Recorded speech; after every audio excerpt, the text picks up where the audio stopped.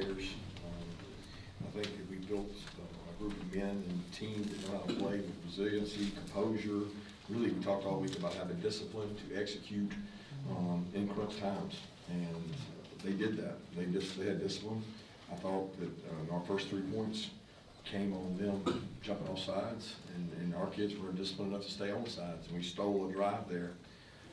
Give Missouri a lot of credit. I think Eli does a great job, and the team's hard to play. I count him as a 3-year starter quarterback. I don't know if that's exactly right, but he played against us here 3 years ago, and they've got tremendous skill and great size on the defensive line. So our kids played really hard. The difference in the game was probably kicking game this time, and Woodring coming through and used his returns and some critical red area stops. And that's what games come down to. You know, he actually said it during the week. 3rd down in red area, we would look back on as being major critical spots, and they played well in red area defensively, and we played well in red area defensively. And great team, great games, what the SEC is all about, and our reward is we get to do it again next week. So what the life in the SEC is, that I'll open it up. What about the interception of Nathan Stackhouse? Can you see what you saw on that play and how important it was? Huge, biggest play in the game. It was slow motion. We told him after the game we had to get a piano on his back. He said he took out, he just knew he was going to score, and he didn't realize how far he had to run. He was out of breath about halfway. I thought Jalen Walker did a great job. Just a great example of having discipline to not block somebody or clip somebody in the back, and they did a great job there. You mentioned Peyton, but hitting a career long in a really big situation, just what do you like that said, the fact that he was able to come through with that kick?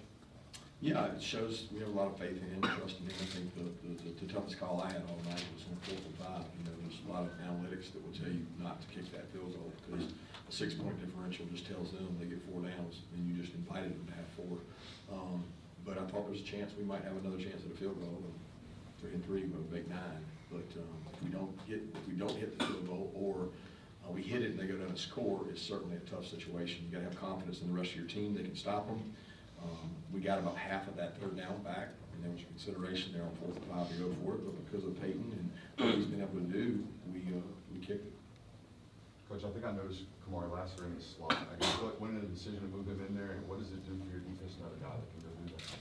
Well, Kamari's a talented football player, and when he first got here as a freshman, we had times that we worked him in the slot, and we cross-trained because he's a matchup, really physical tackler, really tough guy, and as we watched them during the week, we felt like we needed to have a weapon, some answers in the slot, and to do that, you got to have guys who can go out the outside. And you know, Dalen and Julian had to go out there and play. And, you know, they made some good plays. They had some really close PIs and tough calls, and they had some really tough back shoulder throws. And when you take Kamari off in that boundary spot, you open yourself to those throws. So we think we have good corners that can play, and Kamari allows us. We're lucky that we have defensive players versatile enough to try to match up to some things they did. Why do you think this team has been able to make the plays to keep you guys undefeated when you've had so many tight games? You know, I really believe in our system. We have built a culture of competitive edge in the 4th quarter. We believe that we're the best conditioned, and that we're going to win the game in the 4th quarter. We're going to allow each other. You know, I got goosebumps down my back when they went down there and scored, and Cedric Rangram was yelling at the defense to run off the field, we got your back, we're going to be fine. Because Missouri put together a really good drive, kind of drove it down our throat, and hit us on a lot of fastball runs. And Sid was telling those guys, jog it off, we're going to be fine. And there's a lot of leadership out there, man. We've got some really positive leaders. Kirby, in these tight games, is the locker room scene pretty much the same in terms of, obviously, you guys come out in the second half and you do what you need to do to pull out those? Look, all games are going to be tight. I don't know, like y'all were acting like we're having tight. I mean, tight games are what you do in the SEC. I mean, there's the margin of victory. It is hard to win. Garrison Rogers came out to me and said, Coach, it's hard to win. Make sure these guys enjoy it because they realize how hard it is, you know, across the NFL. It's hard, man. I mean, you're going to get every team's best shot, and I thought our guys played a really good football team tonight, and we practiced really well prepared for it. I was proud of the way they played. I don't know if that answers your question, but the locker room's great. I mean, they've been in these kind of battles. You guys scored on your first 4 drives at halftime and when you run the clock out there. What sort of changed with this offense, especially when going into the half you have 2 3-and-outs right before then? I don't know.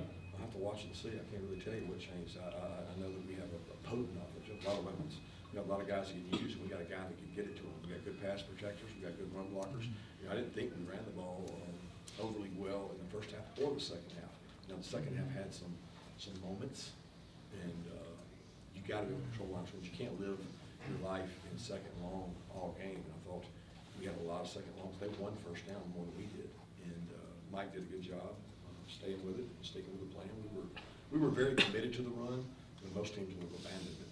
Kirby, Carson had a couple of key scrambles. Can you talk about what that means when he's able to get those few yards in those situations and is poised in the second half? It's hard. Look at us. I mean, their quarterback was the leading rusher probably in the first half, and it's tough on a defense when you cover everybody and he takes off. Their guy made it hard, and our guy made it hard on them. The conversions he had with his feet were just, it makes you as a defense coordinator not want to call certain things. It takes you out of your element. Kirby, Carson actually said he almost had to learn how to play football again this year since it's been some months since he'd taken a hit. What has he shown you this year that maybe you didn't know before, or maybe you did know before? Or what's he affirmed to you? I say it often because everybody asks that question about, I always had a lot of confidence in Carson. I mean, Carson, he did all the things he's doing now, he did them in our practices.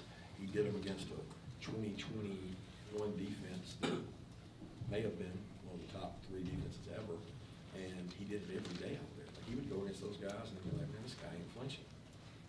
So I've seen all these things before. If anything that surprised me was probably his feet, because he didn't get to use those often in practices, you know.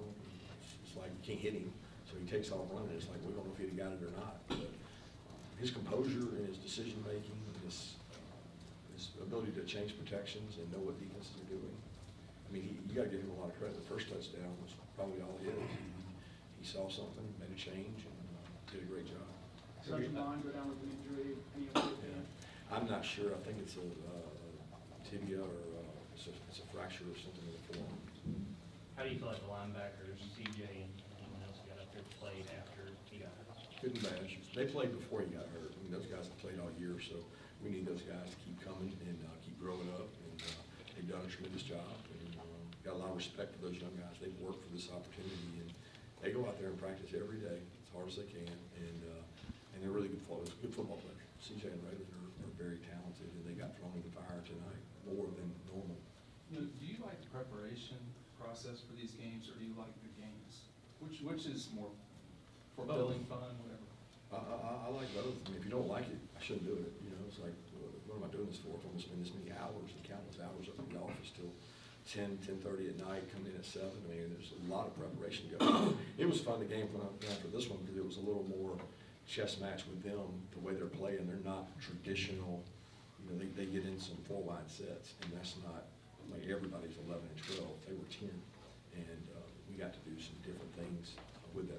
They create tough matchups, and they get the best personnel on the field when they do that. So I enjoy that part. I enjoy seeing the kids play on game day. I enjoy the decision-making process.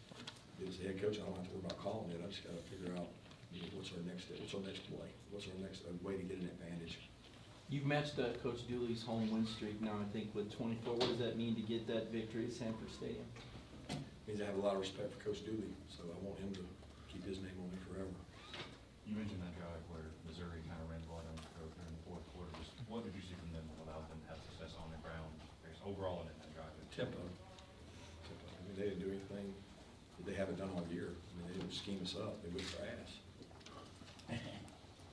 Seems like they might have glitched a little bit in the first half, playing with cover 0. I guess what's the key to being successful in offense, even when facing pressure like that? They blitz us all game. I mean, it's what they do. They're aggressive. They come after you. They make you beat them, and they come hard. They got 3 sacks on a team that we had not given up many sacks. I think they ended up 3 sacks. They're very aggressive. You got to have answers. We work hard on that. They know that.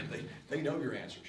So it's a matter of, it's a cat and mouse game of, you know, are you going to get a better answer than they got and respond to it? And they won some, they lost some. Can you talk about getting number 10 Ole Miss and your old buddy Lane Kiffin here next week? Yeah, got a great team. I mean, go get to work on them tomorrow, and a lot of respect for what Lane's done and built there. He's a tremendous offensive mind. He's gone out and they're playing good defense now too. So it'll be a hell of a matchup because they got a really good football team. Can you talk about what happened to Kamara when he went down? He just had some back spasm. I mean, I think he just wanted to get up and celebrate so everybody would cheer him. I noticed, Xavier Story wasn't out there today. Yeah, he wasn't with us for personal reasons. Lad, another big game, can you talk about McConkey's continued contributions coming off the back? Yeah, what are you asking about, Lad? If you can just expound on his play today. Awesome. I mean, great competitor. We finally completed a post for the first time all year that he drove in there and Lad went up and made a play. And I thought Rara had a chance for one early. I thought the guy might have got there early, but we didn't get the call. And then Lad hit the one later. He made some people miss. I mean, the one play, we didn't block a guy. I mean, we threw bubble out there and didn't block it right. And Lad made him miss. And big play of the game is playmaker. Players make plays, and he did. Kirby Stackhouse said he hit at 18 miles an hour is what he was told. Yeah, no chance. No chance. I don't think he hit 18 miles an hour on it was a bike or a car. Would you say this was your toughest test of the season? They're all tough, bro. They're all tough. There's no difference. They're all tough. We talked all week about what you learned about your team last year when you guys played Missouri. What do you feel like you learned about your team in this year's game? All the same things. We got a disciplined football team. They do what we ask. We don't get a lot of stupid penalties. They believe in each other. They believe that if they don't win the last moment, they'll win the next moment. And if you win enough moments, you can be pretty good. And we won enough moments tonight. What's the key to playing good defense in the red zone? Stop the run. If you can stop the run, you're gonna make them do what? Throw. You have to throw with less area because there's a back line back there. They don't give you 7 for catching it behind it. So you can sit on routes and squat on things. It forces you to run the ball. If you can't, it shows up big time in the red area. If you can't stop it, it shows up big time in the red area. Just wanted to ask about Marcus and his stats after shaking up after that play. If you could have gone back in and you needed him, would you have gone back in? You know, I don't even know the answer to that. I didn't realize that he didn't go back in. I remember the play you're talking about, but I didn't get any updates and don't know. I think he's okay. He was talking after the play, but I can't confirm that. How was Missouri different from last year to this year? I mean, obviously, really good teams all the time. Yeah, very similar. A lot of the same offensive plays. He went out and hired an offensive coordinator, brought some new wrinkles in. They're big defensively. Number 6 is a just grown man and one of the hardest people to block in our league. They are really good. They have a good football team. They play sound, good, everything. Special teams, they're sound. It's not like you go in going, oh, I got them here. You're trying to create an advantage, and it's hard to get a great field goal kicker. Coming down the stretch, do you feel like you guys are playing y'all's best ball, in November? I don't know. I mean, I think we've gotten better. I think we got to continue to improve. I thought we had a great week of practice, Florida. I thought we had a really good week of practice this week. I expected to play well, and our kids came out and competed on it. Schrader obviously has a big day. What about concerns about the running game, or certainly tip your cap the way that guy ran and they blocked him? Yeah, he's a great runner, but they got a great scheme. I mean, they know when to run the ball. They're not running the ball into loaded boxes, and they do a great job with the stretch game. I mean, they run the stretch as good as anybody in college football, and they hurt us with it. So big catches. Can Pop play in a cast? I don't think so. I don't know that. I have to go see. I mean, I just got a text with the X-ray on it, so it's one of those that I doubt that it's going to be able to. I don't know that. Some big catches from Oscar. Just what do you feel like he brings to this offense? Great kid, great competitor, blocks his tail off, works hard, made catches down the field today. That's what we're recruiting for. I mean, Oscar is a good football player. Coach, should we expect the red zone package of the run back to be Well, we saw a look we thought we liked, and I thought we liked it. I've told Mike and him that he gives us an extra dynamic there, and we didn't execute it very good. It wasn't his fault, and I'm just glad they used it because I trust Brock. I think he brings an extra dynamic to the game. How did Dom handle the week, and how do you think what it meant to him to get in the end zone against his old team? Oh, it meant a lot to him. There was a ton of players out there hugging him afterwards. He's such a great teammate and competitor that I know it meant a lot to him, but it meant a lot to them too. That can be emotional, and we talked about, the two things that cause you to lose discipline are loss of emotions and loss of fatigue. And you don't let fatigue set in because you lose discipline. You don't let emotion set in because you lose discipline. And he didn't do that today, and I'm really proud of him. Let's take two more questions. Coach, we're disappointed right before half 2 minutes left. Y'all didn't take advantage of the opportunity to maybe go and score some more points right before halftime. Absolutely not. We didn't let them take advantage of it either. So, if we hurry up and punt it to them, they got more time. So the goal is to get a first down and score. If you don't do that, the goal is don't give them the ball. So my disappointment, we didn't quite convert, yeah, but he didn't call timeout either, because he's sitting there thinking, oh, Lord, if I call timeout, I'm gonna help them. And then we kicked the ball to them, and they didn't take advantage of it either. The fans were booing after you decided not to kind of go for it. How you feeling? Which time? And at the end of the first half, you kind of. They were booing it at I think the 2 minute mark he's talking about, where we stalled out. But I'll be honest with you, I gotta make decisions based on what wins games, not what wins spreads. Thank you.